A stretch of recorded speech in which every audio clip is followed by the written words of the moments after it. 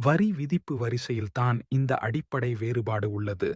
சம்பளம் பெறுபவர்கள் முதலில் வருமானம் ஈட்டி, பின்னர் வரையறுக்கப்பட்ட கழிவுகளுடன் வரிகளை நிர்வகிக்கிறார்கள். ஆனால் வணிக உரிமையாளர்கள் முதலில் வரிகளை திட்டமிட்டு, அதற்கேற்ப வருமானத்தை அங்கீகரிக்கிறார்கள். இதன் பொருள், இரண்டு குழுக்களுக்கும் வரி சேமிப்பு உத்திகள் ஒரே மாதிரியாக இருக்க முடியாது. 2020 அறிமுகப்படுத்தப்பட்ட புதிய வரி விதிப்பு முறை, வரி செலுத்துவோர் பழைய மற்றும் புதிய முறைகளுக்கு இடையே தேர்வு செய்ய அனுமதிக்கிறது. ஆனால் மாற்றுவதற்கான விதிகள் வேறுபடுகின்றன. சம்பளம் பெறுபவர்களும் ஓய்வூதியம் பெறுபவர்களும் ஒவ்வொரு ஆண்டும் 131 பிரிவின் கீழ் வருமான வரி தாக்கல் செய்யும் போது முறைகளை மாற்றிக்கொள்ளலாம். இதற்கு எத்தனை முறை மாற்றலாம் என்ற வரம்பு இல்லை.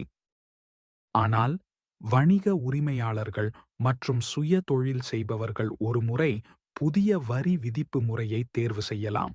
அவர்கள் பழைய முறைக்கு மாறினால், தங்கள் வாழ்நாளில் ஒரு முறை மட்டுமே அவ்வாறு செய்ய முடியும்.